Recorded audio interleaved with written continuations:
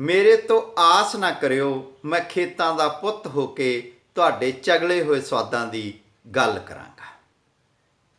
ਪਾਸ਼ ਅਵਤਾਰ ਸਿੰਘ ਪਾਸ਼ ਅਨਕਾਰ ਕਵਿਤਾ ਲਿਖਣ ਵਾਲਾ ਖੇਤਾਂ ਦਾ ਪੁੱਤ, ਤੇ ਖੇਤਾਂ ਦੇ ਪੁੱਤ ਦਾ ਲਕਬ ਧਾਰਨ ਕਰਨ ਵਾਲੇ ਪਾਸ਼ ਦਾ 9 ਸਤੰਬਰ ਨੂੰ ਜਨਮ ਦਿਨ ਹੁੰਦਾ ਹੈ। ਤਾਂ ਉਸ ਜਨਮ ਦਿਨ 'ਤੇ ਅਸੀਂ ਉਹਨੂੰ ਯਾਦ ਕਰਦੇ ਹਾਂ। ਅਤੇ ਯਾਦ ਕਰਦਿਆਂ ਅੱਜ ਜਿਸ ਕਵਿਤਾ ਬਾਰੇ ਗੱਲ ਕਰਨ ਦੀ ਮੈਨੂੰ ਜ਼ਰੂਰਤ ਮਹਿਸੂਸ ਹੋ ਰਹੀ ਆ, ਉਹ ਜ਼ਰੂਰਤ ਮਹਿਸੂਸ ਹੋ ਰਹੀ ਆ ਕਿ ਉਸ ਦੀ ਜਿਹੜੀ ਕਿਤਾਬ ਸੀ ਸਾਡੇ ਸਮਿਆਂ 'ਚ, ਉਹਦੀਆਂ ਜਿਹੜੀਆਂ ਆਖਰੀ ਕਵਿਤਾਵਾਂ ਨੇ ਜਿਨ੍ਹਾਂ ਦਾ ਸਿਰਲੇਖ ਉਹਨੇ ਦਿੱਤਾ ਸੀ ਕਾਮਰੇਡ ਨਾਲ ਗੱਲਬਾਤ। ਉਹਦਾ ਇੱਕ ਵਿਸ਼ੇਸ਼ ਕਾਰਨ ਕਿ ਉਹ ਇੱਕ ਤਰ੍ਹਾਂ ਦੀ ਕਵਿਤਾ ਕਾਮਰੇਡਾਂ ਨਾਲ ਗੱਲਬਾਤ, ਕਾਮਰੇਡ ਨਾਲ ਗੱਲਬਾਤ ਅਸਲ ਦੇ ਵਿੱਚ ਕਿਹਾ ਜਾ ਸਕਦਾ ਇੱਕ ਸੰਵਾਦ ਆ, ਆਤਮ ਸੰਵਾਦ ਆ, ਆਪਣੀ ਧਿਰ ਨਾਲ ਸੰਵਾਦ ਆ, ਆਪਣੇ ਆਪ ਨਾਲ ਗੱਲਬਾਤ ਆ। ਅਸੀਂ ਉਸ ਕਵਿਤਾ ਨੂੰ ਹਜੇ ਤੱਕ ਉਸ ਢੰਗ ਨਾਲ ਨਹੀਂ ਸਮਝਿਆ ਜਿਸ ਢੰਗ ਨਾਲ ਸਮਝਣਾ ਚਾਹੀਦਾ। ਹੁਣ ਜਦੋਂ ਪਾਸ਼ ਨੂੰ ਵਿਛੜਿਆਂ ਸਾਡੇ ਤੋਂ ਬਹੁਤ ਸਮਾਂ ਹੋ ਗਿਆ, ਤਾਂ ਆਪ ਨੂੰ ਪਤਾ ਹੀ ਹੈ ਕਿ 23 ਮਾਰਚ 1988 ਨੂੰ ਉਸ ਦਾ ਖਾੜਕੂਆਂ ਨੇ ਕਤਲ ਕਰ ਦਿੱਤਾ ਸੀ, ਪਰ ਉਸ ਦੀ ਸੋਚ ਅੱਜ ਵੀ ਜਿਉਂਦੀ ਹੈ। ਤਾਂ ਉਸ ਨੂੰ ਸਮਝਣ ਦੇ ਲਈ ਸਾਨੂੰ ਬੜਾ ਜ਼ਰੂਰੀ ਆ ਕਿ ਅਸੀਂ ਉਸ ਦੀ ਕਵਿਤਾ ਜਿਹੜੀ ਕਾਮਰੇਡ ਨਾਲ ਗੱਲਬਾਤ ਸਮਝੀਏ, ਕਿਉਂਕਿ ਉਸ ਪ੍ਰਸੰਗ ਵਿੱਚ ਫਿਰ ਅਸੀਂ ਆਪ ਦੇ ਅੱਜ ਦੇ ਅਰਥਾਂ ਨੂੰ ਵੀ ਜਾਣ ਸਕਾਂਗੇ। ਕਵਿਤਾ ਹੈ ਕਿ ਐ ਸੀਤ ਦੇਗਚੀ ਤੈਨੂੰ ਤੇ ਤੇਰੇ ਵਿੱਚ ਉਬਲ ਰਹੇ ਵਕਤਾਂ ਨੂੰ ਸਲਾਮ, ਐ ਰਿੜ੍ਹਦੇ ਪਰਿੰਦੇ ਤੈਨੂੰ ਤੇ ਤੇਰੇ ਵਿੱਚ ਜਾਮ ਹੋ ਗਏ ਅੰਬਰ ਨੂੰ ਸਲਾਮ, ਇਹ ਜੋਗੀ ਮੱਚਦਿਆਂ ਵਣਾਂ ਦੇ ਤੇਰੇ ਸਲਾਬੇ ਹੋਏ ਜੱਤ ਸੱਤ ਨੂੰ ਤੇ ਤੇਰੇ ਰਾਖ ਹੋ ਗਏ ਰੱਬ, ਦੋਹਾਂ ਨੂੰ ਨਮਸਕਾਰ। ਨਮਸਕਾਰ ਮੇਲੇ ਦੇ ਵਿੱਚ ਵਿਟਰੇ ਖੜੇ ਜਵਾਕ ਨੂੰ, ਜਿਸ ਦੀ ਹੈ ਜਿੱਦ ਮਸਾਲੇ ਦੇ ਰਾਂਗਲੇ ਘੋੜੇ ਲਈ ਤੇ ਗੈਂਡੇ ਦੀ ਬੇਸੁਰੀ ਸ਼ਹਿਨਾਈ ਲਈ। ਸਲਾਮ ਲੂਈਆਂ ਮੁੱਛਾਂ ਤੇ ਆਦਤਨ ਫਿਰ ਰਹੇ ਹੱਥ ਨੂੰ, ਜਾਨਦਾਰ ਹੱਥ ਨੂੰ। ਪਿਆਰੇ ਕਾਮਰੇਡ ਮੇਰੀ ਬੰਧਨਾ ਹੈ ਆਪਣੇ ਦੋਹਾਂ ਦੇ ਜਿਸਮ 'ਚ ਪਲ ਪਲ ਵਾਪਰ ਰਹੇ ਸ਼ਮਸ਼ਾਨ ਨੂੰ। ਕਾਮਰੇਡ ਇਹ ਬੁਰਜਵਾਜੀ ਜਾਣਦਾ ਹੈ, ਕਾਮਰੇਡ ਇਹ ਬੁਰਜਵਾਜੀ ਜਾਣਦਾ ਹੈ, ਸ਼ਰਾਬ ਵਾਂਗ ਪੁਰਾਣੀ ਹੋ ਗਈ ਤੇ ਅਸੀਂ ਮਾਸ ਦੇ ਟੁਕੜੇ ਵਾਂਗ। ਕਾਮਰੇਡ ਮੱਧ ਵਰਗ ਅੱਜ ਵੀ ਭਗੌੜਾ ਹੈ, ਸੰਘਰਸ਼ ਤੋਂ ਨਹੀਂ ਇਹ ਪਾਗਲਖਾਨਿਓਂ ਭੱਜ ਨਿਕਲਿਆ। ਮੁਜਰਮ ਹੈ ਅਤੇ ਸਿਧਾਂਤ ਕਦੇ ਤਾਂ ਘਰਦਿਆਂ ਵਾਂਗ ਕਦੇ ਪੁਲਿਸ ਵਾਂਗ ਇਹਦਾ ਪਿੱਛਾ ਪੈ ਕਰਦੇ ਨੇ। ਕਾਮਰੇਡ ਖਿਮਾ ਕਰਨਾ, ਉਸ ਨੂੰ ਗਾਲ ਦੇਣੀ ਠੀਕ ਨਹੀਂ, ਜੋ ਕੇਵਲ ਪਿੱਛੇ ਰਹਿ ਗਈ, ਖੁਦ ਦੀ ਪਿੱਛੇ ਰਹਿ ਗਈ ਗੂੰਜ ਹੈ। ਇਹ ਬਹੁਤ ਖੂੰਖਾਰ ਇਤਫਾਕ ਹੈ ਸਾਥੀ ਕਿ ਮਹਾਨ ਐਂਗਲਸ ਦੀ ਮਾਲਕ ਟੱਬਰ ਤੇ ਰਿਆਸਤ ਆਪਾਂ ਇਕੱਠਿਆਂ ਪੜ੍ਹੀ ਸੀ, ਤੇ ਉਸ ਦਿਨ ਤੂੰ ਉਸ ਦਿਨ ਕਿਰਦੀ ਜਾਂਦੀ ਮਾਲਕੀ ਤੇ ਥੁੱਕਿਆ, ਟੱਬਰ ਨੂੰ ਵਿਦਾ ਆਖ ਕੇ ਰਿਆਸਤ ਨੂੰ ਸਿੰਜਣ ਚਲਾ ਗਿਆ, ਅਤੇ ਮੈਂ ਘਰਦਿਆਂ ਖਾਣਾ ਚੋਂ ਕਿਰਦੇ ਘੁਣ ਦਾ ਰਾਜ ਸੱਤਾ ਵਾਂਗ ਮੁਕਾਬਲਾ ਕਰਦਿਆਂ ਸ਼ਬਦ ਟੱਬਰ ਚੋਂ ਅਰਥਾਂ ਨੂੰ ਨਿਕਲ ਜਾਣ ਤੋਂ ਵਲਦਾ ਰਿਹਾ। ਇਹ ਬਹੁਤ ਖੂੰਖਾਰ ਇਤਫਾਕ ਹੈ ਸਾਥੀ ਕਿ ਮਹਾਨ ਐਂਗਲਸ ਨੂੰ ਪੜ੍ਹਦਿਆਂ ਜਦ ਇਤਫਾਕ ਦੀ ਮਹੱਤਤਾ ਦਾ ਜ਼ਿਕਰ ਆਇਆ, ਉਦੋਂ ਤੂੰ ਭਾਸ਼ਾ ਅਤੇ ਦਿਮਾਗ ਮੌਲਣੇ ਵਿੱਚ ਸੰਦ ਦਾ ਯੋਗਦਾਨ ਸੋਚਦੇ ਹੋਏ ਗੁੰਮਸੁੰਮ ਤੁਰ ਗਿਆ ਸੈਂ।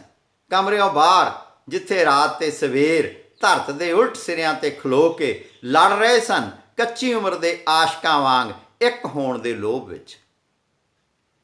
ਉਹ ਤਾਂ ਉਂਝ ਤਾਂ ਹਰ ਚੀਜ਼ ਸਿਧਾਂਤਕ ਤੌਰ 'ਤੇ ਸਹੀ ਸੀ ਤੇਰਾ ਕੱਲਿਆਂ ਛੱਡ ਜਾਣਾ ਮੈਨੂੰ ਇਤਫਾਕ ਬਾਰੇ ਪੜ੍ਹਨ ਲਈ, ਤੇਰਾ ਸੰਘਰਸ਼ ਵਿੱਚ ਕੁੱਦਣਾ ਤੇ ਮੇਰਾ ਪਿੱਠ ਦੇ ਜਾਣਾ। ਤੂੰ ਨਹੀਂ ਸਮਝ ਸਕਦਾ ਕਾਮਰੇਡ, ਤੂੰ ਨਹੀਂ ਸਮਝ ਸਕਦਾ ਕਾਮਰੇਡ, ਸਭ ਕੁਝ ਸਹੀ ਸੀ। ਹੁਣ ਜਦੋਂ ਅਸੀਂ ਇਸ ਕਵਿਤਾ ਨੂੰ ਵਿਚਾਰਦੇ ਹਾਂ ਤਾਂ ਸਾਫ਼ ਪਤਾ ਲੱਗਦਾ ਹੈ ਕਿ ਇੱਕ ਸੰਘਰਸ਼ ਸੀ, ਨਕਸਲਵਾੜੀ ਦੌਰ ਦਾ ਸੰਘਰਸ਼, ਹਥਿਆਰਬੰਦ ਸੰਘਰਸ਼ ਦਾ ਦੌਰ।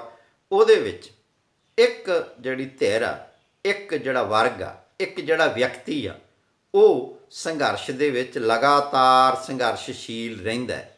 ਅਤੇ ਇੱਕ ਜਿਹੜੀ ਧਿਰ ਆ ਉਹ ਕਿਹਾ ਜਾ ਸਕਦਾ ਹੈ ਕਿ ਥੱਕ ਜਾਂਦੀ ਆ, ਹਾਰ ਜਾਂਦੀ ਆ, ਜਾਂ ਇਹ ਕਹਿ ਲਓ ਕਿ ਉਹ ਇੱਕ ਵਾਰ ਜਿਹੜਾ ਤੇਜ਼ ਕਿਹਾ ਜਾ ਸਕਦਾ ਐਕਟਿਵ ਅਮਲ ਆ ਉਹਦੇ ਤੋਂ ਪਾਸੇ ਹੋ ਜਾਂਦੀ ਆ, ਘਰ ਪਰਿਵਾਰ ਦੇ ਵਿੱਚ ਰੁੱਝ ਜਾਂਦੀ ਆ।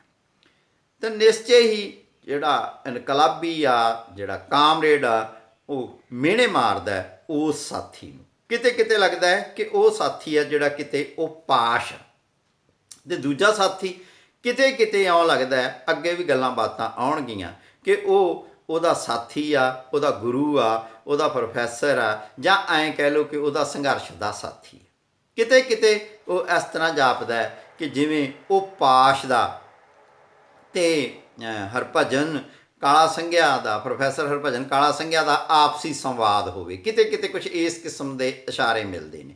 ਪਰ ਆਪਾਂ ਇਹਨਾਂ ਵਿਅਕਤੀਆਂ ਨੂੰ ਛੱਡੀਏ, ਅਸਲ ਦੇ ਵਿੱਚ ਗੱਲ ਕੀ ਹੈਗੀ ਆ ਕਿ ਗੱਲ ਇਹ ਕਿ ਜ਼ਿੰਦਗੀ ਦੇ ਵਿੱਚ ਇਤਫਾਕ, ਮੌਕਾ ਮੇਲ, ਇਹਦੀ ਕੀ ਮਹੱਤਤਾ ਹੈ, ਇਸ ਦੇ ਬਾਰੇ ਪਾਸ਼ ਨੇ ਇੱਕ ਸੂਖਮ ਇਸ਼ਾਰਾ ਕੀਤਾ ਹੈ। ਇਸੇ ਤਰ੍ਹਾਂ ਹੀ ਇਹ ਕਿ ਜ਼ਿੰਦਗੀ ਦੇ ਵਿੱਚ ਜਦੋਂ ਬੰਦਾ ਘੋਲ ਦੇ ਵਿੱਚ, ਅਮਲ ਦੇ ਵਿੱਚ ਪੈਂਦਾ, ਅਤੇ ਉਹਦੇ ਮੂਹਰੇ ਦੋ ਰਾਹ ਆ ਜਾਂਦੇ ਆ। ਇੱਕ ਰਾਹ ਆ ਜਾਂਦਾ ਹੈ ਕਿ ਅਸੀਂ ਸਾਰਿਆਂ ਦੀ ਜ਼ਿੰਦਗੀ ਨੂੰ ਸੰਵਾਰਨਾ, ਸਭ ਦੀ ਹੀ ਜੀਵਨ ਪੱਧਰ ਨੂੰ ਉੱਪਰ ਚੁੱਕਣਾ, ਉਹਦੇ ਲਈ ਸੰਘਰਸ਼ ਕਰਨਾ। ਅਤੇ ਦੂਜਾ ਕਈ ਵਾਰ ਕੀ ਹੋ ਜਾਂਦਾ ਹੈ ਕਿ ਮੇਰੇ 'ਤੇ ਜਿਹੜੀ ਜ਼ਿੰਮੇਵਾਰੀ ਆ ਉਹ ਆਪਦੇ ਪਰਿਵਾਰ ਲਈ, ਆਪਦੇ ਮਾਂ ਪਿਓ ਪ੍ਰਤੀ, ਆਪਣੇ ਪਰਿਵਾਰ ਪ੍ਰਤੀ, ਆਪਣੇ ਬੱਚਿਆਂ ਪ੍ਰਤੀ ਆ। ਅਤੇ ਉਹਦੇ ਵਿੱਚ ਕੀ ਹੈਗਾ ਕਿ ਦੋਹਾਂ ਹਾਲਤਾਂ ਦੇ ਵਿੱਚ ਹੀ ਬੰਦਾ ਸੰਘਰਸ਼ਸ਼ੀਲ ਹੁੰਦਾ, ਪਰ ਇੱਕ ਵਿਅਕਤੀਗਤ ਪੱਧਰ 'ਤੇ ਸੰਘਰਸ਼ਸ਼ੀਲ ਹੁੰਦਾ, ਇੱਕ ਸਮੂਹਕ ਪੱਧਰ 'ਤੇ ਸੰਘਰਸ਼ਸ਼ੀਲ ਹੁੰਦਾ। ਉਹ ਤਣਾਓ ਆ ਜਿਹੜਾ, ਉਸ ਤਣਾਓ ਨੂੰ ਇਹ ਕਵਿਤਾ ਬਹੁਤ ਖੂਬਸੂਰਤ ਢੰਗ ਨਾਲ ਫੜਦੀ ਆ। ਇਹ ਜਿਹੜੀ ਕਵਿਤਾ ਉਸ ਤਣਾਓ ਦੀ ਗੱਲ ਕਰਦੀ ਹੈ, ਇਹ ਉਸ ਤਣਾਓ ਨੂੰ ਇੱਕ ਨਵੇਂ ਕਿਸਮ ਦਾ ਸ਼ਬਦ ਦਿੰਦੀ ਹੈ। ਪਰ ਇਸ ਕਵਿਤਾ ਦੇ ਵਿੱਚ ਜਿਹੜਾ ਆਰੰਭ ਵੀ ਹੁੰਦਾ ਉਹ ਵੀ ਬੜਾ ਖੂਬਸੂਰਤ ਹੈਗਾ ਕਿ ਇਹ ਸੀਤ ਦੇਗਚੀ ਤੇਰੇ ਵਿੱਚ ਉੱਬਲ ਰਹੇ ਵਕਤ ਨੂੰ ਸੁਣਾ। ਅਸਲ ਦੇ ਵਿੱਚ ਤਾਂ ਇਹ ਕਿ ਉਸ ਸਮੇਂ ਦੀ ਗੱਲ ਹੈਗੀ ਕਿ ਜਦੋਂ ਇਹ ਲੱਗਦਾ ਸੀਗਾ ਕਿ ਇੱਕ ਤਰ੍ਹਾਂ ਦਾ ਸਿਧਾਂਤਕ ਫੈਸਲਾ ਸੀ ਕਿ ਇਨਕਲਾਬ ਲਈ ਸਥਿਤੀ ਤਿਆਰ ਹੋ ਚੁੱਕੀ ਹੈ ਅਤੇ ਸਾਨੂੰ ਇਨਕਲਾਬ ਕਰਨਾ ਚਾਹੀਦਾ। ਅਤੇ ਦੂਸਰੇ ਪਾਸੇ ਕੀ ਸੀ ਕਿ ਜੇ ਬਾਹਰਮੁਖੀ ਹਾਲਤਾਂ ਪਰਪੱਕ ਨਹੀਂ ਹੋਈਆਂ, ਹਜੇ ਸਾਨੂੰ ਇਨਕਲਾਬ ਲਈ ਹਥਿਆਰਬੰਦ ਸੰਘਰਸ਼ ਦੇ ਰਾਹ ਨਹੀਂ ਪੈਣਾ ਚਾਹੀਦਾ। ਅਤੇ ਸੀਤ ਦੇਗਚੀ ਕੀ ਹੈ ਕਿ ਜੇ ਬਾਹਰਮੁਖੀ ਹਾਲਤਾਂ ਉਨੀਆਂ ਪੱਕੀਆਂ ਨਹੀਂ, ਪਰ ਇੱਕ ਧਿਰ ਨੂੰ, ਨਕਸਲਵਾੜੀ ਲਹਿਰ ਦੀ ਇੱਕ ਧਿਰ ਨੂੰ ਇਹ ਲੱਗਦਾ ਪਿਆ ਸੀ ਕਿ ਇਨਕਲਾਬ ਤਾਂ ਬਰੂਹਾਂ 'ਤੇ ਖੜ੍ਹਾ ਹੈ, ਤਾਂ ਫਿਰ ਬਾਅਦ ਦੇ ਵਿੱਚ ਜਿਹੜਾ ਆਖਰ ਦੇ ਵਿੱਚ ਉਹ ਆਪਣੀ ਗੱਲ ਆ ਜਿਹੜੀ ਉਹ ਜਿੱਥੇ ਨਿਬੇੜਦਾ, ਤੇਰਾ ਸੰਘਰਸ਼ ਵਿੱਚ ਕੁੱਦਣਾ ਅਤੇ ਮੇਰਾ ਪਿੱਠ ਦੇ ਜਾਣਾ, ਤੂੰ ਨਹੀਂ ਸਮਝ ਸਕਦਾ ਕਾਮਰੇਡ, ਸਭ ਕੁਝ ਸਹੀ ਸੀ। ਅਸਲ ਦੇ ਵਿੱਚ ਕੀ ਆ ਕਿ ਜਦੋਂ ਤਾਂ ਇੱਕ ਧਿਰ ਜੇਤੂ ਹੋ ਜਾਂਦੀ ਆ ਤਾਂ ਉਦੋਂ ਤਾਂ ਸਹੀ ਗਲਤ ਦਾ ਹੱਲ ਆ ਜਿਹੜਾ ਉਹ ਪ੍ਰੈਗਮੈਟਿਕ ਪੱਧਰ 'ਤੇ ਹੋ ਜਾਂਦਾ, ਪਰ ਜਦੋਂ ਇਹ ਹੱਲ ਨਹੀਂ ਹੁੰਦਾ ਤਾਂ ਉਦੋਂ ਫਿਰ ਸ਼ੰਕੇ ਪੈਦਾ ਹੋਣੇ ਸ਼ੁਰੂ ਹੁੰਦੇ ਆ ਕਿ ਜਿਸ ਰਾਹ 'ਤੇ ਤੁਰੇ ਸੀ ਅਸੀਂ ਠੀਕ ਰਾਹ 'ਤੇ ਤੁਰੇ ਸੀ ਜਾਂ ਗਲਤ ਰਾਹ 'ਤੇ ਤੁਰੇ ਸੀ। ਤਾਂ ਬਹੁਤ ਹੀ ਇਹ ਜਿਹੜੀ ਕਵਿਤਾ ਹੈਗੀ ਆ ਇਹ ਖੂਬਸੂਰਤ ਢੰਗ ਨਾਲ ਸ਼ੁਰੂ ਹੁੰਦੀ ਆ। ਜੇ ਤੁਸੀਂ ਉਹਦੀ ਅਗਲੀਆਂ ਲਾਈਨਾਂ ਪੜ੍ਹੋ, ਆਪਣੀ ਨਿੱਕੀ ਉਮਰੇ ਡੱਕੇ ਗੱਡ ਕੇ ਸਿਰਜੇ ਹੋਏ ਜੰਗਲ ਜਾਗਦਿਆਂ ਸੁਪਨਿਆਂ ਵਿੱਚ ਫੈਲ ਫੈਲ ਸੰਘਣੇ ਹੋ ਗਏ, ਅਤੇ ਉਹਨਾਂ ਜੰਗਲਾਂ 'ਚੋਂ ਕਦੀ ਕਦੀ ਤੇਰੇ ਫਾਇਰਾਂ ਦੀ ਆਵਾਜ਼ ਇੱਥੇ ਪਹੁੰਚਦੀ ਰਹੀ ਹੈ। ਮੈਂ ਉਸ ਨੂੰ ਮਾਂ ਦੇ ਗੂੰਗੇ ਹੌਂਕਿਆਂ 'ਚ ਭਰ ਕੇ ਸੁਣਦਾ ਰਿਹਾ ਹਾਂ, ਪਰ ਉਹ ਚੰਦਰੀ ਫਾਇਰਾਂ ਦੀ ਆਵਾਜ਼ ਕਦੀ ਵੀ ਮੇਚ ਨਹੀਂ ਆਈ ਆਪਣੀ ਗੁੱਡੋ ਦੇ ਕਮਲਿਆਂ ਗੀਤਾਂ ਨੂੰ।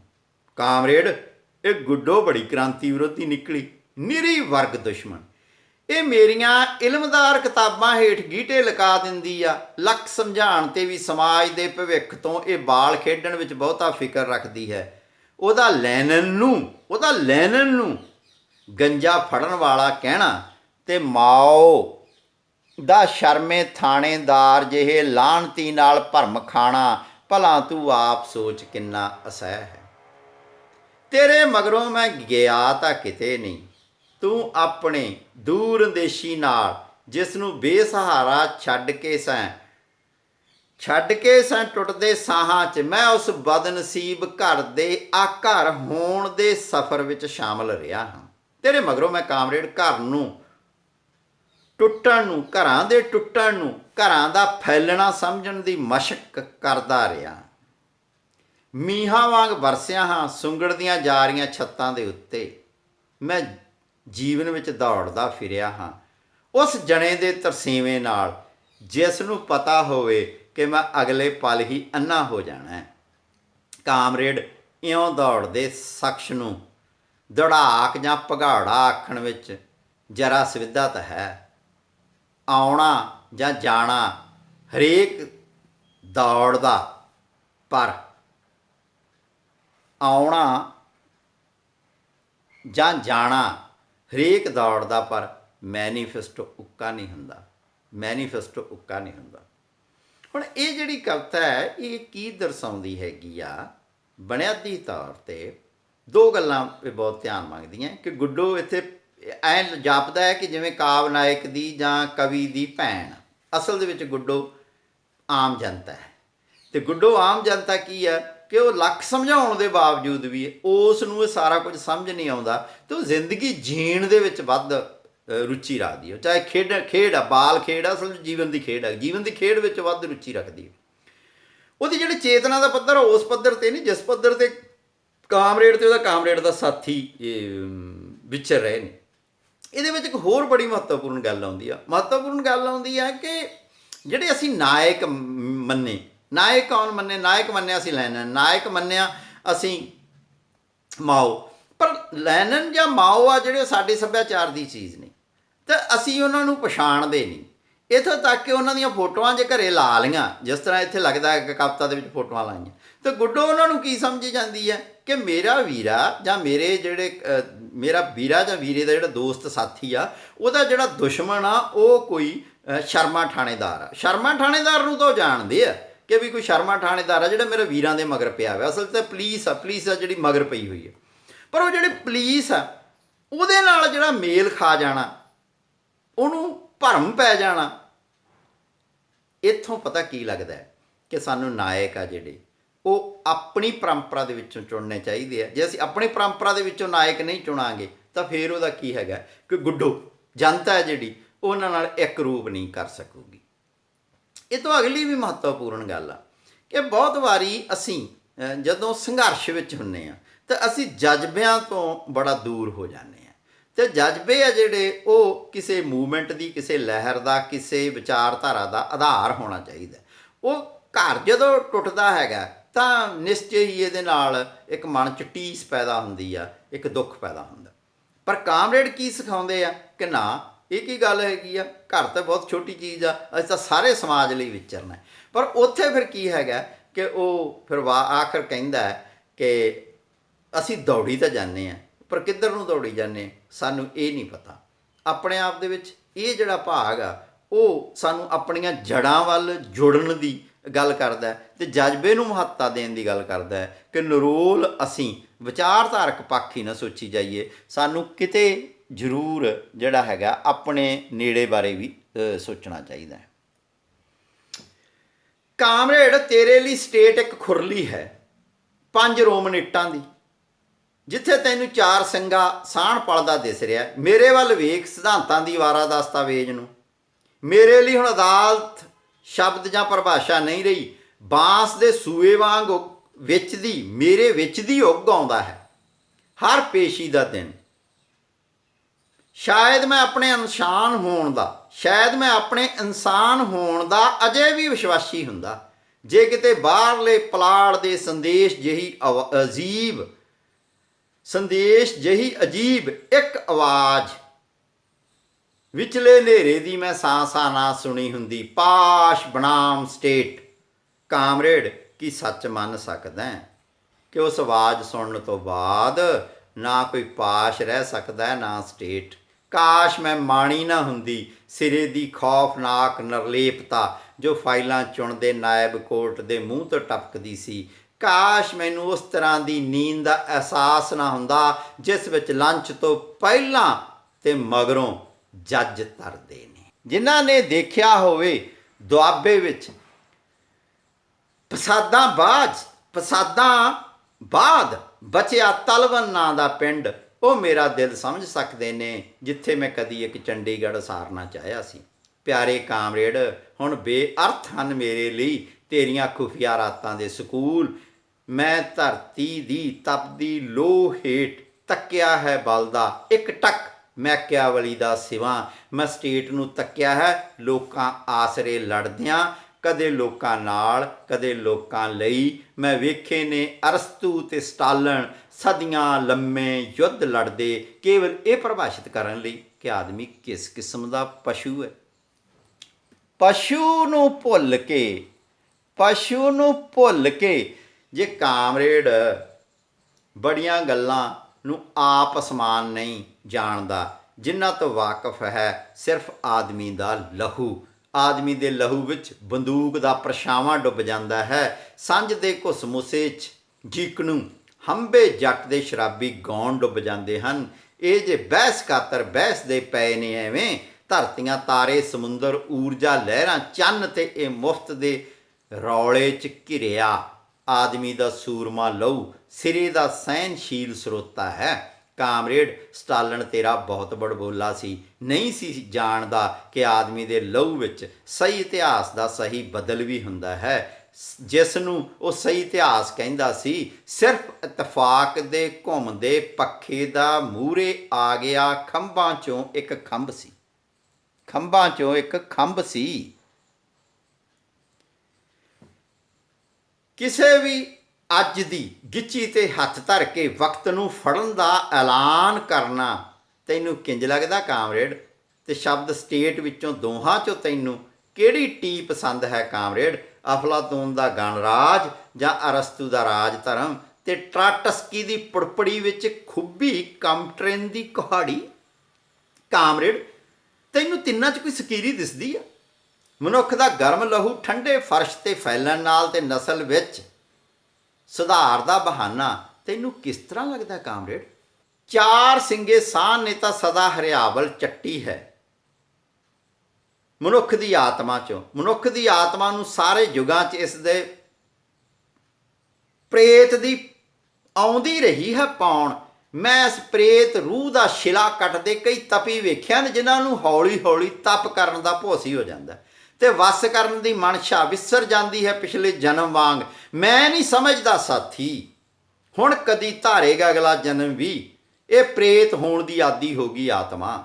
ਮੈਂ ਨਹੀਂ ਸਮਝਦਾ ਸਾਥੀ, ਤੇਰੇ ਲਈ ਵੀ ਸ਼ਿਲਾ ਹੀ ਕੱਟਣਾ ਕਦੋਂ ਤੱਕ ਵਕਤ ਕੱਟੇ ਨਹੀਂ ਬਣਦਾ। ਕਾਮਰੇਡ, ਕੀ ਬਣੇਗਾ ਉਸ ਦਿਨ ਜੇ ਕਦੀ ਰਾਜ ਸੱਤਾ ਖੋਣ ਦੀ ਹਸਰਤ ਨੂੰ ਇੰਜ ਤੱਕਣਾ ਪਿਆ ਜਿਵੇਂ ਕੋਈ ਬਿਰਧ ਜੋੜੀ ਹਾਰ ਗਏ ਅੰਗਾਂ 'ਚੋਂ ਲੋਚੇ ਚੰਦਰਮਾ ਫੜਨਾ ਜੋ ਮਕਲਾਵੇ ਦੇ ਪਹਿਲੇ ਤੜਕ ਅੰਦਰ ਅਸਤ ਹੋਇਆ ਸੀ। ਅਸਲ ਦੇ ਵਿੱਚ ਜਦੋਂ ਅਸੀਂ ਇਹ ਕਵਿਤਾ ਨੂੰ ਪੜ੍ਹਦੇ ਹਾਂ, ਇਸ ਕਵਿਤਾ ਨੂੰ ਮਾਣਦੇ ਹਾਂ, ਇਸ ਕਵਿਤਾ ਨੂੰ ਸਮਝਦੇ ਹਾਂ, ਤਾਂ ਸਮਝਣ ਵਾਲੀ ਗੱਲ ਇਹ ਆ ਕਿ ਪਾਸ਼ ਬੜੀ ਹੀ ਬਰੀਕ ਬੀਨੀ ਨਾਲ, ਬੜੀ ਹੀ ਸਪਸ਼ਟਤਾ ਨਾਲ ਇੱਕ ਗੱਲ ਸਾਡੇ ਸਾਹਮਣੇ ਖੋਲ੍ਹ ਕੇ ਰੱਖ ਦਿੰਦਾ ਹੈ।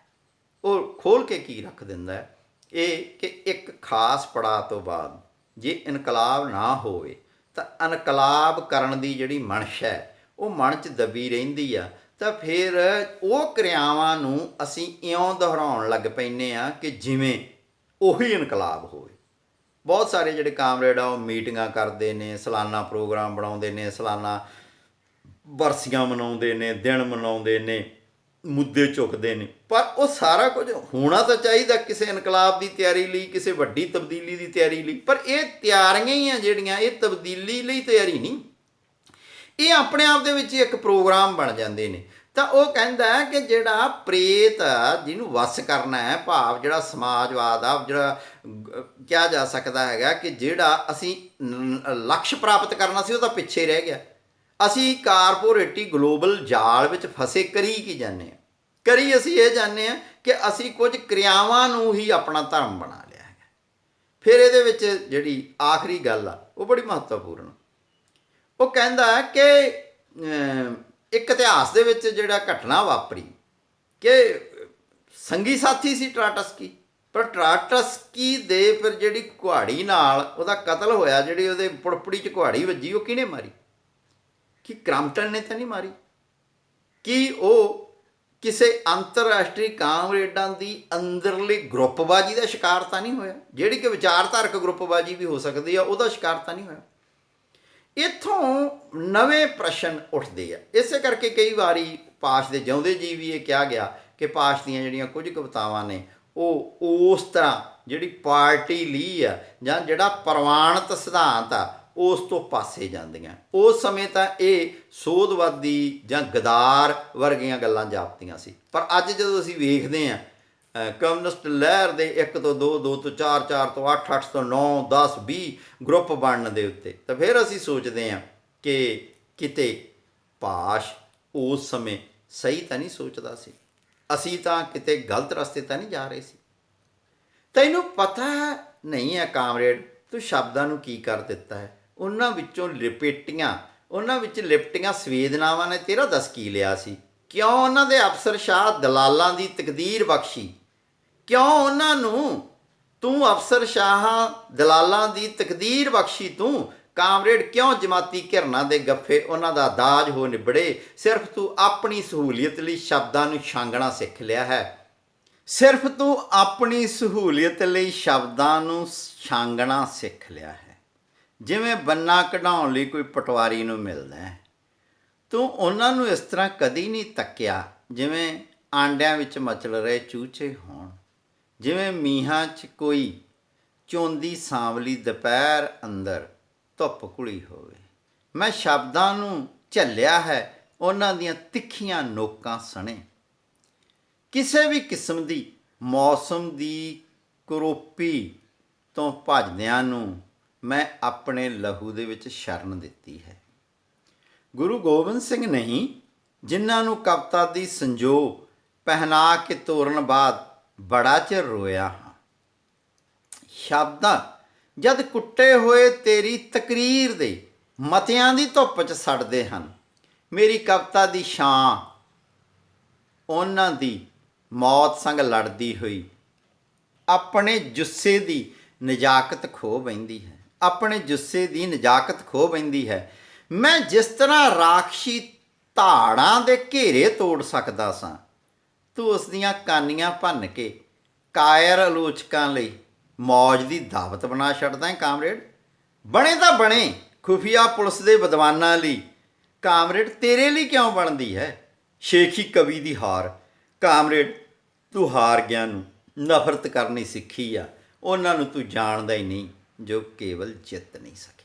ਕਾਮਰੇਡ ਤੂੰ ਹਾਰਦਿਆਂ ਨੂੰ ਸਿਰਫ ਨਫ਼ਰਤ ਕਰਨੀ ਸਿੱਖੀ ਆ, ਉਹਨਾਂ ਨੂੰ ਤੂੰ ਜਾਣਦਾ ਹੀ ਨਹੀਂ ਜੋ ਕੇਵਲ ਜਿੱਤ ਨਹੀਂ ਸਕੇ। ਇਹ ਅਸਲ ਦੇ ਵਿੱਚ ਜਿਹੜੀ ਕਵਿਤਾ ਹੈਗੀ ਆ, ਇਹ ਇੱਕ ਤਰ੍ਹਾਂ ਦਾ ਕਵੀ ਦਾ ਸਵੈ ਸੰਵਾਦ ਆ। ਕਵੀ ਤੋਂ ਬਹੁਤ ਜ਼ਿਆਦਾ ਆਸ ਕਰੀ ਜਾਂਦੀ ਹੈ ਕਿ ਬੰਦੂਕ ਫੜ ਕੇ ਲੜੇ ਵੀ, ਉਹ ਕਾਨੀ ਨਾਲ ਵੀ ਲੜੇ, ਕਲਮ ਨਾਲ ਵੀ ਲੜੇ, ਅੱਜ ਕੱਲ੍ਹ ਤਾਂ ਇਹ ਵੀ ਕਿਹਾ ਜਾਂਦਾ ਕਿ ਕੈਮਰੇ ਨਾਲ ਵੀ ਲੜੇ। ਇਹ ਵੀ ਆਸ ਕੀਤੀ ਜਾਂਦੀ ਕਿ ਸਾਡੇ ਕੋਲ ਇਸ ਕਿਸਮ ਦੀਆਂ ਉਦਾਹਰਨਾਂ ਨੇ, ਚਾਹੇ ਹਾਰਵਰਡ ਫਾਸਟ ਦੀ, ਚਾਹੇ ਕ੍ਰਿਸਟੋਫਰ ਕਾਡਵੈਲ ਦੀ, ਸਾਡੇ ਕੋਲ ਇਸ ਤਰ੍ਹਾਂ ਦੀਆਂ ਉਦਾਹਰਨਾਂ ਨੇ। ਪਰ ਅਸਲ ਦੇ ਵਿੱਚ ਕੀ ਹੈਗਾ ਕਿ ਬਹੁਤੇ ਵਾਰੀ ਕੀ ਹੁੰਦਾ ਹੈ ਕਿ ਅਸੀਂ ਜਿਹੜੇ ਬੰਦੇ ਕਿਸੇ ਕਾਰਨ ਕਰਕੇ ਪਿੱਛੇ ਰਹਿ ਜਾਂਦੇ ਆ, ਘੋਲ ਛੱਡ ਜਾਂਦੇ ਆ, ਜਾਂ ਘੋਲ ਦੇ ਹੋਰ ਰੂਪਾਂ ਵੱਲ ਰੁਚਿਤ ਹੋ ਜਾਂਦੇ ਆ, ਜਾਂ ਸਾਡੇ ਨਾਲ ਮਤਭੇਦ ਰੱਖ ਜਾਂਦੇ ਆ, ਉਹਨਾਂ ਨੂੰ ਤੁਰੰਤ ਹੀ ਗਦਾਰ, ਹਾਰ ਗਿਆ, ਪਹਿਲਾਂ ਹੀ ਪਤਾ ਸੀ ਵਰਗੇ ਲਕਬਾਂ ਨਾਲ ਤੁਰੰਤ ਹੀ ਉਹਨੂੰ ਨਵਾਜ ਦਿੰਦੇ ਆ। ਤਾਂ ਉਸ ਗੱਲ ਦੇ ਵਿੱਚ ਜਦੋਂ ਕਹਿੰਦਾ ਹੈ ਨਾ ਕਿ ਕਾਮਰੇਡ ਤੂੰ ਹਾਰ ਗਿਆ ਨੂੰ ਨਫ਼ਰਤ ਕਰਨੀ ਸਿੱਖੀ ਹੈ, ਉਹਨਾਂ ਨੂੰ ਤੂੰ ਜਾਣਦਾ ਹੀ ਨਹੀਂ ਜੋ ਕੇਵਲ ਜਿੱਤ ਨਹੀਂ ਸਕੇ। ਹਰ ਜਿਹੜਾ ਵਿਅਕਤੀ ਸੰਘਰਸ਼ੀਲ ਹੁੰਦਾ, ਘਰੋਂ ਨਿਕਲਦਾ, ਇਨਕਲਾਬ ਕਰਨ ਲਈ ਨਿਕਲਦਾ, ਉਹਦੇ ਮਨ ਵਿੱਚ ਤਾਂ ਹੁੰਦਾ ਕਿ ਅਸੀਂ ਜਿੱਤਾਂਗੇ। ਨਹੀਂ ਜਿੱਤੇ ਤਾਂ ਫਿਰ ਉਹ ਨਫ਼ਰਤ ਦੇ ਪਾਤਰ ਨਹੀਂ ਹੋ ਜਾਂਦੇਗੇ। ਜੇ ਉਹ ਹਾਰ ਗਏ ਤਾਂ ਫਿਰ ਉਹਦਾ ਮਤਲਬ ਇਹ ਨਹੀਂ, ਜੇ ਮਤਲਬ ਕਿ ਜਿੱਤ ਗਏ ਤਾਂ ਤੁਸੀਂ ਫੀਡਲ ਕਾਸਟਰੋ ਬਣ ਗਏ, ਅਤੇ ਜੇ ਮਤਲਬ ਕਿ ਤੁਸੀਂ ਲੜਦੇ ਲੜਦੇ ਮਾਰੇ ਗਏ ਤਾਂ ਫਿਰ ਵੀ ਚੀ ਗਵੇਰਾ ਜਿਹੜਾ ਉਹਦੀ ਸ਼ਹਾਦਤ ਜਾਂ ਉਹਦਾ ਜਿਹੜਾ ਯੁੱਧ ਆ ਉਹ ਕਿਤੇ ਕਮਜ਼ੋਰਾ ਨਹੀਂ ਰਹਿ ਜਾਂਦਾ, ਭਾਵੇਂ ਇੱਕ ਵਾਰ ਹਾਰ ਜੇ ਬੰਦਾ। ਤੇ ਜਿਹੜੇ ਉਹ ਯੋਧਿਆਂ ਨੇ ਯੁੱਧ ਕੀਤਾ ਪਰ ਹਾਰ ਗਏ, ਉਹਨਾਂ ਨੂੰ ਨਫ਼ਰਤ ਕਰਨ ਦਾ ਕੋਈ ਗੱਲ ਨਹੀਂ। ਦੂਸਰੀ ਜਿਹੜੀ ਗੱਲ ਹੈਗੀ ਹੈ ਕਿ ਜਿਵੇਂ ਮੈਂ ਪਹਿਲਾਂ ਵੀ ਕਿਹਾ ਕਿ ਇਹਨਾਂ ਸਾਰੀਆਂ ਕਵਿਤਾਵਾਂ ਦੇ ਵਿੱਚ ਵਾਰ-ਵਾਰ ਪਾਸ਼ ਇੱਕ ਗੱਲ 'ਤੇ ਜ਼ੋਰ ਦਿੰਦਾ ਕਿ ਅਸੀਂ ਅਹਿਸਾਸਾਂ ਨੂੰ, ਜਜ਼ਬਾਤਾਂ ਨੂੰ, ਮਨ ਦੇ ਅੰਦਰ ਉੱਠਦੇ ਜਿਹੜੇ ਜਜ਼ਬੇ ਆ ਉਹਨਾਂ ਨੂੰ ਆਪਣੀ ਜਿਹੜੀ ਬੌਧਿਕ ਅਤੇ ਤਾਰਕਿਕ ਜਿਹੜੀ ਸਿਧਾਂਤਕ ਗੱਲਾਂ ਨੇ ਉਹਨਾਂ ਦੇ ਮੁਕਾਬਲੇ ਬਹੁਤ ਨੀਵਾਂ ਅਤੇ ਹੀਣਾ ਸਮਝਦੇ ਆ। ਜਦੋਂ ਕਿ ਅਸਲ ਵਿੱਚ ਜ਼ਿੰਦਗੀ ਆ ਜਿਹੜੀ, ਉਹਦਾ ਜਿਹੜਾ ਬਹੁਤਾ ਵਿਅਕਤੀ ਜੋ ਕਾਰਜ ਕਰਦਾ, ਉਹਦਾ ਜਿਹੜਾ ਬਹੁਤਾ ਭਾਗ ਆ ਉਹ ਜਜ਼ਬਿਆਂ ਤੋਂ ਪ੍ਰੇਰਿਤ, ਭਾਵਨਾਵਾਂ ਤੋਂ ਪ੍ਰੇਰਿਤ, ਮਨ ਦੀਆਂ ਉੱਠਦੀਆਂ ਤਰੰਗਾਂ ਤੋਂ ਪ੍ਰੇਰਿਤ ਹੁੰਦਾ। ਪਰ ਜਿਹੜਾ ਮਾਰਕਸਵਾਦੀ ਫਲਸਫਾ ਹੈ ਉਹ ਵਿਅਕਤੀ ਨੂੰ ਮੈਂ ਕਿ ਹਮੇਸ਼ਾ ਹੀ ਜਿਹੜਾ ਜੋਸ਼ ਅਤੇ ਹੋਸ਼ ਦਾ ਕੁੰਡਾ ਰੱਖਣ ਦਾ ਇੰਨਾ ਜ਼ੋਰ ਦਿੰਦਾ, ਹੋਸ਼ ਦਾ ਕੁੰਡਾ ਰੱਖਣ ਦਾ ਇੰਨਾ ਜ਼ੋਰ ਦਿੰਦਾ, ਸਿਧਾਂਤਕ ਤੌਰ 'ਤੇ ਸਹੀ ਹੋਣ ਦਾ, ਸਿਧਾਂਤਕ ਤੌਰ 'ਤੇ ਹੀ ਹਰ ਗੱਲ ਕਰਨ ਦਾ ਇੰਨਾ ਜ਼ਿਆਦਾ ਜ਼ੋਰ ਦਿੰਦਾ ਕਿ ਉਹ ਜਿਹੜੇ ਜਜ਼ਬਾਤ ਨੇ ਉਹ ਪਿੱਛੇ ਰਹਿ ਜਾਂਦੇ ਨੇ।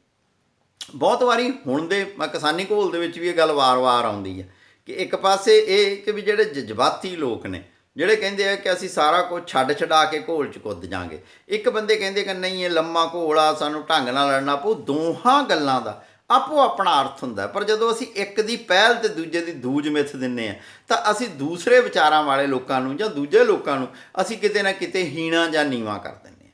ਤਾਂ ਉਸ ਗੱਲ ਵੱਲ ਪਾਸ਼ ਧਿਆਨ ਦਿਵਾਉਂਦਾ ਹੈਗਾ। ਇਸੇ ਕਰਕੇ ਉਹ ਇਹ ਵੀ ਕਹਿੰਦਾ ਹੈਗਾ ਕਿ ਜਿਹੜੇ ਵਿਰੋਧੀ ਨੇ ਉਹ ਤਾਂ ਸਾਡੀ ਹਾਰ 'ਤੇ ਜਾਂ ਸਾਡੀਆਂ ਕਮਜ਼ੋਰੀਆਂ 'ਤੇ ਹੱਸਣ, ਪਰ ਜਦੋਂ ਅਸੀਂ ਖੁਦ ਹੀ ਆਪਣੇ ਸਾਥੀਆਂ ਨੂੰ ਹੀ ਕਿਸੇ ਬਲੇਮ ਗੇਮ 'ਚ ਪੈ ਜਾਂਦੇ ਹਾਂ, ਜਦੋਂ ਅਸੀਂ ਉਹਨਾਂ 'ਤੇ ਦੋਸ਼ ਲਾਉਣੇ ਸ਼ੁਰੂ ਕਰ ਦਿੰਦੇ ਹਾਂ, ਜਦੋਂ ਅਸੀਂ ਉਹਨਾਂ ਨੂੰ ਹਾਰ ਗਿਆ ਅਤੇ ਨਫ਼ਰਤ ਕਰਨੀ, ਉਹਨਾਂ 'ਤੇ ਚੁਟਕਲੇ ਬਣਾਉਣੇ ਸ਼ੁਰੂ ਕਰ ਦਿੰਦੇ ਤਾਂ ਫਿਰ ਉਹ ਗੱਲ ਮਾੜੀ ਹੈ। ਅਖਬਾਰ ਤੈਨੂੰ ਕਦੀ ਕਦੀ ਮਿਲਦੀ ਆ ਕਾਮਰੇਡ, ਤੂੰ ਇਹਨਾਂ ਟੁੱਕੜ ਬੋਚ ਖਬਰਾਂ ਦਾ ਉੱਕਾ ਸੱਚ ਨਾ ਮੰਨੀ। ਪਰੋਂ ਜੋ ਡੁੱਬ ਕੇ ਮਰੀ ਸੀ ਪਿੰਡ ਦੇ ਛੱਪੜ 'ਚ, ਉਹ ਮਾਂ ਨਹੀਂ ਸੀ, ਐਵੇਂ ਨੀਲੀ ਛੱਤ 'ਚੋਂ ਇੱਟ ਉਖੜ ਕੇ ਜਾ ਪਈ ਸੀ। ਮਾਂ ਤਾਂ ਪਹਿਲੇ ਛਾਪੇ ਤੋਂ ਹੀ ਗੋਰਕੀ ਦੇ ਨਾਵਲ ਵਿੱਚ ਤਰਨ ਦੀ ਕੋਸ਼ਿਸ਼ ਕਰਦੀ ਹੋਈ ਪੁਲਿਸ ਦੀ ਪਹੁੰਚ ਤੋਂ ਭੱਜ ਨਿਕਲੀ ਸੀ। ਉਹ ਹੁਣ ਵੀ ਕਦੇ ਨਾਵਲ ਦੇ ਕਿਨਾਰਿਆਂ ਨੂੰ ਘੂਰਦੀ ਹੈ ਅਤੇ ਕਦੀ ਆਪਣੀ ਹੀ ਅਸੀਸ ਵਾਂਗ ਖੁਰਨ ਲੱਗਦੀ ਹੈ। ਅਤੇ ਪਿੱਛੇ ਜਿਸ ਸ਼ਾਇਰ ਦੇ ਸੁਰੱਖਿਅਤ ਪਾਰਟੀ ਵਿੱਚ ਰਲਣ ਦੀ ਖਬਰ ਸੀ ਉਹ ਮੈਂ ਨਹੀਂ ਸਾਂ, ਬਾਹਰਲੀ ਕੰਧ ਨਾਲ ਦੀ ਡੇਕ ਸੀ ਜਿਸ ਤੋਂ ਬੁਰੀਆਂ ਰੂਹਾਂ ਪੁਲਸੀਆਂ ਦੀ ਵਰਦੀ ਪਾ ਕੇ ਉਤਰਨਾ ਅਤੇ ਚੜ੍ਹਨਾ ਸਿੱਖ ਗਈਆਂ ਹਨ। ਮੈਂ ਤਾਂ ਉਸ ਖਬਰ ਛਪਣ ਤੋਂ ਬੜਾ ਹੀ ਪਹਿਲਾਂ, ਜਦ ਸ਼ਬਦਾਂ 'ਚ ਰਾਤ ਉਤਰ ਰਹੀ ਸੀ ਅਤੇ ਹਨੇਰੇ ਦੇ ਸੱਪ ਨਾਵਾਂ ਨੂੰ ਕੁੰਡਲ ਮਾਰ ਰਹੇ ਸੀ, ਮੈਂ ਸ਼ਬਦ ਪਾਰਟੀ ਦੀ ਬਚੀ ਖੁਚੀ ਸੰਵੇਦਨਾ ਚਰਾ ਕੇ ਤਿਲਕ ਗਿਆ ਸਾਂ ਚੋਰੀ ਜੇ ਮਨੁੱਖਾਂ ਦੀ ਕਾਵਾਂ ਰੌਲੀ ਵਿੱਚ। ਜਦੋਂ ਮੇਰੇ ਹੀ ਕਦਮ ਸੁਣ ਰਹੇ ਸਨ ਮੈਨੂੰ ਪ੍ਰੇਮ ਕਵਿਤਾਵਾਂ ਵਾਂਗ, ਮੈਂ ਉਸ ਡੁੱਬ ਰਹੀ ਸੰਵੇਦਨਾ ਨੂੰ ਚੌਕਸੀ ਨਾਲ ਕਾਵਾਂ ਦੇ ਆਂਡਿਆਂ ਵਿੱਚ ਰੱਖ ਆਇਆ ਹਾਂ। ਉਂਝ ਮੈਂ ਸਾਧੂ ਸਿੰਘ ਅਤੇ ਜੀਰਵੀ ਕੋਲ ਕਈ ਵਾਰ ਖਬਰਾਂ ਦਾ ਗਿਲਾ ਕੀਤਾ। ਉਹਨਾਂ ਦਾ ਕਹਿਣਾ ਕਿ ਖਬਰਾਂ ਦਾ ਅਧਰੰਗ ਉਹਨਾਂ ਨੂੰ ਆਪਣੇ ਪੈਰੀ ਨਹੀਂ ਤੁਰਨ ਦਿੰਦਾ। ਤੇਰੇ ਤੱਕ ਪਹੁੰਚਣ ਲਈ ਉਹ ਸਾਡੀ ਮੌਤ ਦੀ ਵਿਸਾਖੀ ਮੰਗਦੀਆਂ ਹਨ। ਇਹਨਾਂ ਦਾ ਸੱਚ ਮੰਨਦੇ ਤਾਂ ਅਸੀਂ ਤੈਨੂੰ ਕਈ ਵਾਰ ਰੋ ਹਟੇ ਹੁੰਦੇ। ਮੈਂ ਹਰ ਵਾਰ ਦੀ ਝਪਟ ਦੀ ਖਬਰ ਪੜ੍ਹ ਕੇ ਮਾਂ ਨੂੰ ਕਹਿੰਦਾ ਹਾਂ, ਉਹ ਤੂੰ ਨਹੀਂ, ਕੋਈ ਤੇਰੇ ਨਾਂ ਦਾ ਹੋਰ ਯੋਧਾ ਸੀ। ਮਾਂ ਨੂੰ ਵਿਆਕਰਨ ਦੀਆਂ ਬਰੀਕੀਆਂ ਦਾ ਪਤਾ ਨਹੀਂ ਨਾ। ਬੁਢਾਪੇ ਦੀ ਸਰਦ ਮਸੂਮੀਅਤ ਵਿੱਚ ਠਰਦੀ ਹੋਈ ਉਹ ਖਾਸ ਨਾਮ ਨੂੰ ਆਮ ਅਤੇ ਆਮ ਨੂੰ ਇਕੱਠਵਾਚਕ ਸਮਝ ਲੈਂਦੀ ਆ। ਉਸ ਦੇ ਭਾਣੇ ਜਦੋਂ ਵੀ ਨਾਂ 'ਤੇ ਗੋਲੀ ਚੱਲਦੀ ਹੈ, ਕੋਈ ਜਾਤੀ ਜਾਂ ਕਿਸੇ ਭਾਵ ਦਾ ਕਤਲ ਹੁੰਦਾ ਹੈ। ਕਾਮਰੇਡ, ਮਾਂ ਉਸੇ ਤਰ੍ਹਾਂ ਦੀ ਝੱਲੀ ਜਿਹੀ ਆ। ਆਪਾਂ ਦੋਵੇਂ ਤੇ ਖਬਰਾਂ ਉਸ ਨੂੰ ਬਦਲ ਨਹੀਂ ਸਕੇ। ਉਹ ਤੈਨੂੰ ਪਛੜ ਕੇ ਆਉਣ ਲਈ ਘਰ ਦੀ ਕਿਸੇ ਵੀ ਸ਼ੈ ਨਾਲ ਜਾਂ ਪੂਰੇ ਘਰ ਨਾਲ ਕੁੱਟੇਗੀ ਅਤੇ ਮਗਰੋਂ ਤੇਰੇ ਮੂੰਹ ਵਿੱਚ ਸੁੱਕਾ ਹੋਇਆ ਦੁੱਧ ਤੁੰਨ ਦੇਵੇਗੀ। ਅਸਲ ਦੇ ਵਿੱਚ ਇਹ ਜਿਹੜੀ ਕਵਿਤਾ ਹੈ ਇਹ ਇੱਕ ਤਰ੍ਹਾਂ ਦਾ ਫੇਰ ਕਵੀ ਦਾ ਆਪਣੇ ਆਪ ਬਾਰੇ ਇੱਕ ਬਿਆਨ ਆ। ਸੱਚੀ ਗੱਲ ਤਾਂ ਇਹ ਹੈਗੀ ਆ ਕਿ ਉਹ ਵਾਰ-ਵਾਰ ਜਿਸ ਗੱਲ 'ਤੇ ਜ਼ੋਰ ਦੇ ਰਿਹਾ ਉਹ ਸੰਵੇਦਨਾ 'ਤੇ ਜ਼ੋਰ ਦੇ ਰਿਹਾ ਕਿ ਅਸੀਂ ਸੰਵੇਦਨਾ ਨੂੰ ਮਾਰ ਦਿੱਤਾ। ਉਹਦੇ ਵਿੱਚ ਹੁਣ ਜਿਹੜੀ ਮਹੱਤਵਪੂਰਨ ਗੱਲ ਆ, ਦੋ ਇਹਦੇ ਵਿੱਚ ਪ੍ਰਸੰਗ ਚੱਲਦੇ ਆ। ਇੱਕ ਪ੍ਰਸੰਗ ਤਾਂ ਇਹ ਚੱਲਦਾ ਹੈਗਾ कि ਅਸੀਂ ਆਪਣੇ ਘਰਦਿਆਂ ਤੋਂ, ਕਾਮਰੇਡਾਂ ਨੇ ਇਨਕਲਾਬੀ ਆਪਣੇ ਘਰਦਿਆਂ ਤੋਂ ਬਹੁਤ ਆਸ ਲਾ ਬੈਠਦੇ ਆ, ਅਤੇ ਜਿਹੜੇ ਘਰ ਦੇ ਆ ਉਹ ਭਾਵਨਾਵਾਂ ਕਰਕੇ, ਮੋਹ ਕਰਕੇ ਤਾਂ ਤੁਹਾਡੇ ਨਾਲ ਹੁੰਦੇ ਆ, ਜ਼ਰੂਰੀ ਨਹੀਂ ਸਿਧਾਂਤਕ ਤੌਰ 'ਤੇ ਵੀ ਤੁਹਾਨੂੰ ਠੀਕ ਸਮਝਦੇ ਹੋ। ਇੱਥੇ ਜਿਹੜੇ ਗੋਰਕੀ, ਕਿਸੇ ਸਮੇਂ ਇਹ ਸੀ ਕਿ ਗੋਰਕੀ ਦਾ ਜਿਹੜਾ ਮਾਂ ਨਾਵਲ ਆ ਇਸ ਤਰ੍ਹਾਂ ਪੜ੍ਹਾਇਆ ਜਾਂਦਾ ਸੀਗਾ ਕਿ ਜਿਵੇਂ ਉਹ ਬਾਈਬਲ ਹੋਵੇ, ਜਿਵੇਂ ਉਹ ਕਿਹਾ ਜਾ ਸਕਦਾ ਹੈ ਕਿ ਸਾਡੇ ਲਈ ਉਹ ਇੱਕ ਤਰ੍ਹਾਂ ਦਾ ਰਾਹ ਦਰਸਾਵਾ ਸੀ। ਅਸੀਂ ਸਮਝਦੇ ਕਿ ਸਾਰੀਆਂ ਜਿਹੜੀਆਂ ਮਾਵਾਂ ਉਹ ਪਵੀਲ ਦੀ ਮਾਂ ਬਣ ਜਾਣਗੀਆਂ, ਕੁਝ ਬਣ ਵੀ ਗਈਆਂ ਪਰ ਸਾਰੀਆਂ ਨਹੀਂ ਬਣੀਆਂ। ਅਤੇ ਮਾਵਾਂ ਜਿਹੜੀਆਂ ਉਹ ਮਾਵਾਂ ਹੀ ਹੁੰਦੀਆਂ, ਉਹਨਾਂ ਦਾ ਆਪਣਾ ਇੱਕ ਪਿਆਰ ਕਰਨ ਦਾ ਢੰਗ ਹੁੰਦਾ, ਆਪਣੇ ਪੁੱਤਰ ਦੀਆਂ ਜਿਹੜਾ ਗਲਤ ਸਹੀ ਜੋ ਵੀ ਰਾਹ ਉਹਨੇ ਚੁਣਿਆ ਉਸ ਨੂੰ ਜਸਟੀਫਾਈ ਕਰਨਾ, ਉਸ ਨੂੰ ਜਾਇਜ਼ ਠਹਿਰਾਉਣਾ, ਉਹਨਾਂ ਦਾ ਇੱਕ ਆਪਣਾ ਤਰੀਕਾ ਹੁੰਦਾ। ਉਸ ਵਿੱਚ ਇੱਕ ਗੱਲ ਬੜੀ ਵਾਰ-ਵਾਰ ਆਉਂਦੀ ਆ ਜਿਹੜੀ ਕਿ ਸਾਨੂੰ ਮਹੱਤਵਪੂਰਨ ਵੀ ਜਾਪਦੀ ਆ, ਉਹ ਇਹ ਜਾਪਦੀ ਆ ਕਿ ਉਸ ਸਮੇਂ ਜਦੋਂ ਝੂਠੇ ਪੁਲਿਸ ਮੁਕਾਬਲੇ ਕੀਤੇ ਜਾ ਰਹੇ ਸੀਗੇ, ਝੂਠੇ ਪੁਲਿਸ ਮੁਕਾਬਲੇ ਹੋ ਰਹੇ ਸੀਗੇ, ਤਾਂ ਉਸ ਸਮੇਂ ਜਿਹੜਾ ਮਰਨਾ ਜਾਂ ਮਾਰਨਾ ਉਹ ਬੜੀ ਸਧਾਰਨ ਗੱਲ ਸੀਗੀ ਕਿ ਨਕਸਲਬਾੜੀ ਆ ਜਿਹੜੇ ਉਹ ਝੂਠੇ ਪੁਲਿਸ ਮੁਕਾਬਲਿਆਂ 'ਚ ਮਾਰੇ ਜਾ ਰਹੇ ਸੀਗੇ।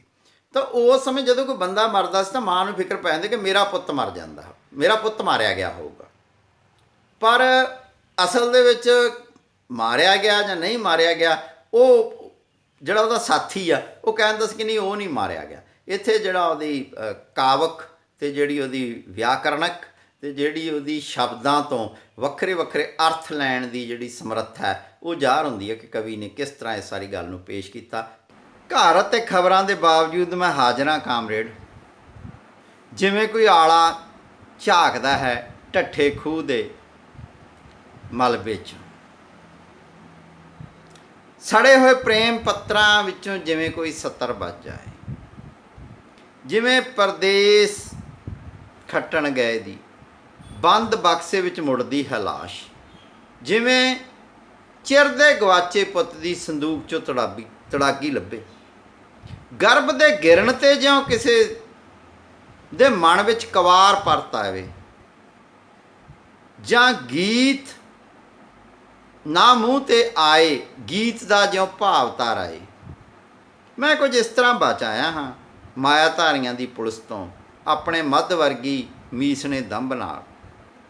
ਕਿੱਥੇ ਹੈ ਲਾਲ ਪਿਸਤੌਲ ਤੇਰਾ ਕਾਮਰੇਡ, ਇਸ ਨੂੰ ਮੇਰੀ ਬੁਰਜੂਆ ਅਦਾਸੀ ਤੇ ਅਜਮਾ।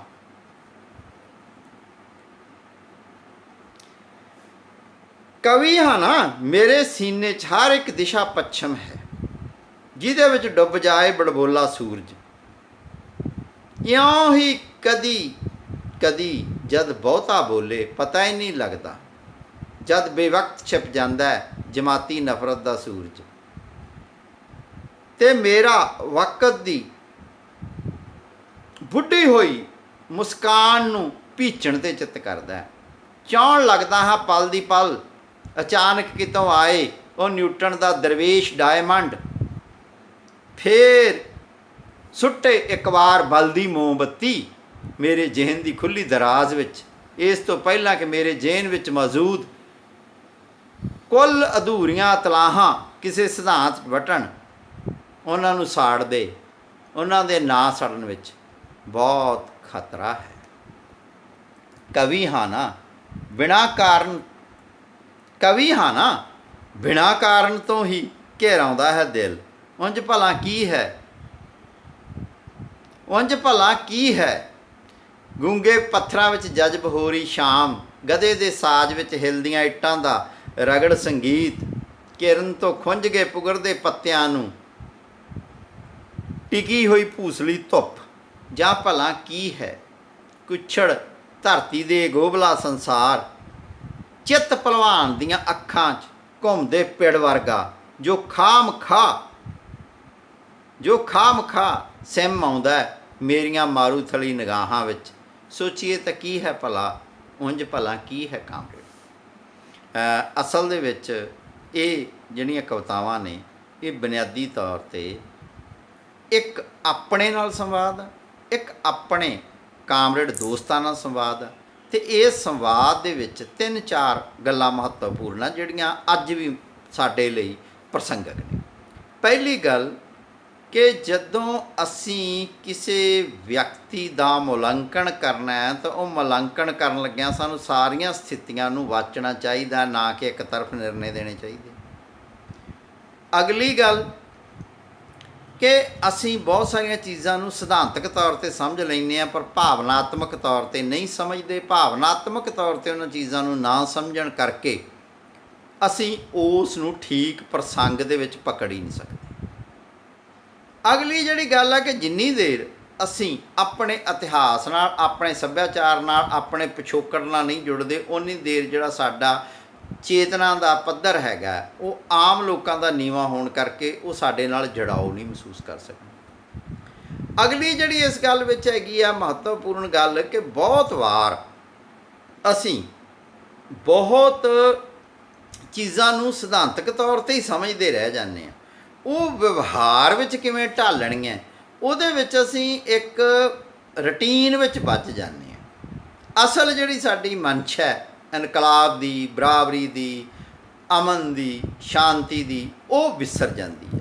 ਅਸੀਂ ਆਪਣੇ ਆਪ ਵਿੱਚ ਹੀ ਉਲਝ ਜਾਂਦੇ ਹਾਂ। ਨਿਸ਼ਚੇ ਹੀ ਇਹ ਕਵਿਤਾਵਾਂ ਮੈਨੂੰ ਲੱਗਦਾ ਹੈ ਕਿ ਹੁਣ ਤੱਕ ਨਜ਼ਰਅੰਦਾਜ਼ ਰਹੀਆਂ। ਅਸੀਂ ਉਹਨਾਂ ਦੀ ਯੁੱਧ ਤੇ ਸ਼ਾਂਤੀ, ਅਨਕਾਰ ਜਾਂ ਅਸੀਂ ਲੜਾਂਗੇ ਸਾਥੀ ਕਵਿਤਾਵਾਂ ਨੂੰ ਬਹੁਤ ਜ਼ਿਆਦਾ ਪੜ੍ਹਿਆ, ਪਰ ਜਿਹੜੀਆਂ ਕਾਮਰੇਡ ਨਾਲ ਗੱਲਬਾਤ ਆ ਮੈਨੂੰ ਲੱਗਦਾ ਹੈ ਕਿ ਉਸ ਦਾ ਸਾਨੂੰ ਪਾਠ ਪਠਨ ਕਰਨਾ ਚਾਹੀਦਾ, ਉਸ ਨੂੰ ਸਮਝਣਾ ਚਾਹੀਦਾ। ਅੱਜ ਦੇ ਪ੍ਰਸੰਗਾਂ ਵਿੱਚ ਉਸ ਦੇ ਅਰਥ ਬਿਲਕੁਲ ਹੀ ਨਵੇਂ ਪ੍ਰਸੰਗਾਂ ਵਿੱਚ ਵੀ ਉਜਾਗਰ ਹੋ ਰਹੇ ਨੇ, ਉਹਦੇ ਵਿੱਚ ਸਮਝਣ ਦੀ ਜ਼ਰੂਰਤ ਆ। ਕਿਸਾਨੀ ਘੋਲ ਦੇ ਪ੍ਰਸੰਗ ਵਿੱਚ ਤਾਂ ਹੋਰ ਵੀ ਜ਼ਿਆਦਾ ਜ਼ਰੂਰਤ ਆ ਕਿ ਜਦੋਂ ਕਦੇ ਲੋਕ ਉੱਠ ਖੜ੍ਹਦੇ ਆ ਅਤੇ ਉਹ ਜੋਸ਼ ਨਾਲ ਸਾਰੇ ਬੰਧਨ ਤੋੜ ਦਿੰਦੇ ਆ, ਤਾਂ ਬਹੁਤ ਵਾਰ ਅਸੀਂ ਉਹਨਾਂ 'ਤੇ ਸਿਧਾਂਤਕ ਰੋਕਾਂ ਲਾਉਣ ਦੀ ਕੋਸ਼ਿਸ਼ ਕਰਦੇ ਹਾਂ।